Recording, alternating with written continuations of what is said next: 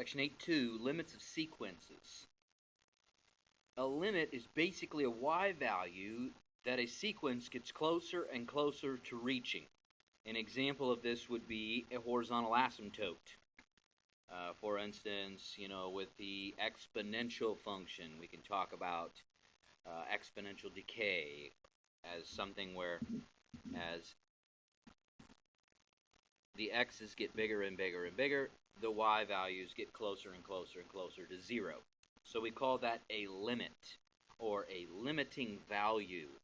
But limits are basically just y values. You might remember the compound interest formula, where we have the principal, which is the amount of money you start with, the interest rate, the number of times that you're compounding in a year, which you see twice in the formula, and t, the number of years. And all of that equals the amount of money that you get at the end of that time. Well, let's suppose that we start with $1, and we have 100% interest. I know, really, really cool, for 1 year. Now, there was a guy who sat around and did this because he was really bored one day. His name was Leonard Euler. Bazinga. I know Sheldon probably knows about him. Anyway, so as the n value grows bigger and bigger and bigger, he took a look at what was going on with the a value. How much would you have at the end of the 1 year? And you could see that the value grows each time. But it's slowing down, and that's what he started to notice. So this notation that you see right here says the limit as n goes to infinity, right? The little sideways 8 thing. The limit as n goes to infinity. So, I mean, as n gets bigger and bigger and bigger and bigger and bigger, of this expression is equal to e. Now, where'd that little e come from?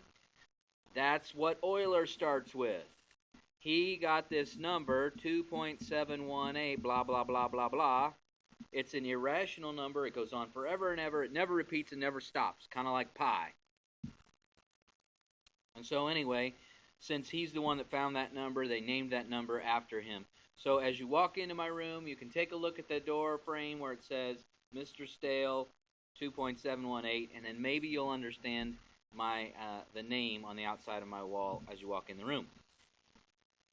There are two things that can happen with limits. They can either, or with n behavior can either be what we call convergent or it can be divergent.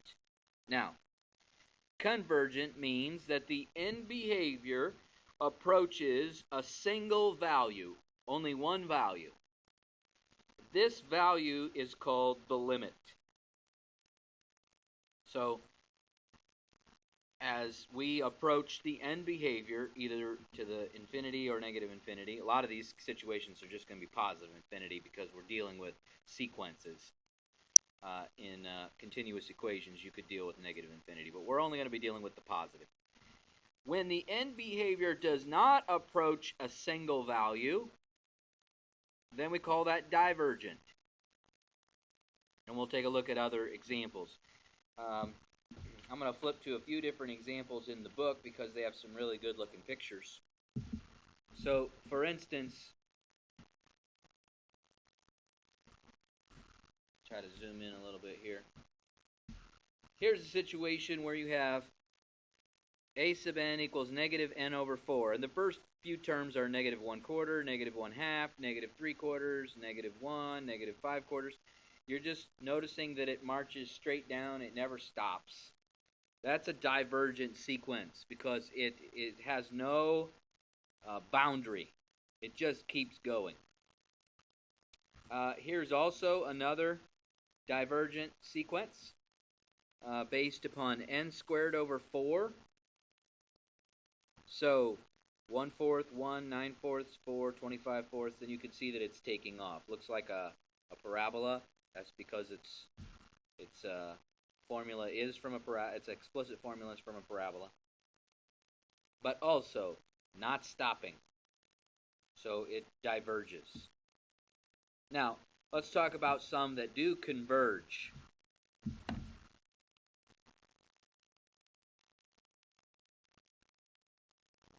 Back up a little bit here.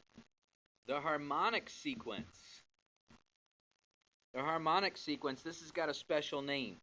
So the limit as n goes to infinity of 1 over n. So we start with 1. 1 over 1 is 1. 1 over 2 is a half. 1 over 3 is a third. 1 over 4 is a quarter. These are the values in the sequence. So the question is, what's happening as you go farther and farther and farther out? Well, take a look at the picture. 1, 1/2, 1/3, 1/4. Looks like it's getting closer and closer to 0. That's because it is. So the limit as n goes to infinity of 1 over n is 0. This is your limit.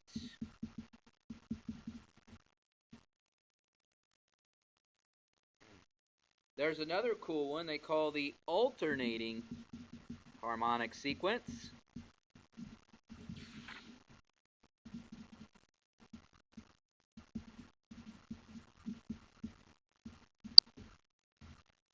That one looks like this, and as you can see, it's jumping back and forth, but it keeps getting closer and closer and closer to the x-axis. Therefore, it is approaching 0. It does have a limiting value. So this one also equals 0, even though the values are negative, positive, negative, positive, negative, and so on. It does have a limit of 0. Now this one's pretty easy. The limit as n goes to infinity of a constant number, a fixed value, 2. So the sequence values are 2, 2, 2, 2, 2. Never changes. Therefore, the limit is 2. Not very difficult. On the next one, you have the limit as n goes to infinity of 2 over n. Well, that looks an awful lot like one we did before. It looks like 2 times the limit as n goes to infinity of 1 over n. And we know that this one is the harmonic sequence. And we just saw that that one disappeared to 0.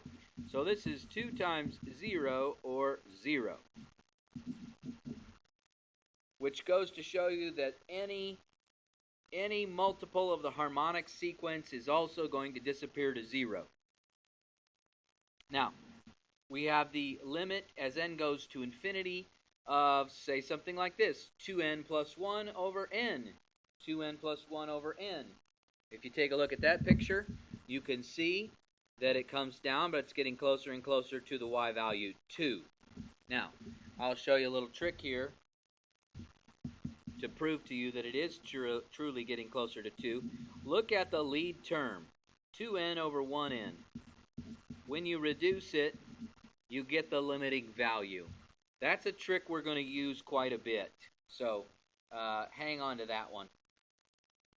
Now the properties that you see in the book. So this one says the limit of a constant is that same constant. That's the same idea as we just did with the limit of 2 is 2. You can add limits together. You can multiply limits together. You can even pull a constant out of the limit. That's what we did a few seconds ago. Right here, we pulled a 2 out of that particular problem. That's the property I was using.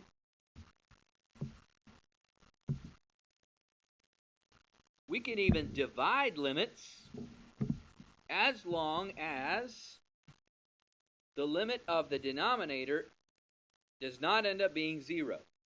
So we can take the limit as of 1 over b, they use b sub n, and just take 1 on the top and the limit of b sub n on the bottom. Anything can be divided. So we can divide those things up. They do not have to. You can see those things in the book. Those limits can be divided. If you need me to show you the other ones in larger print.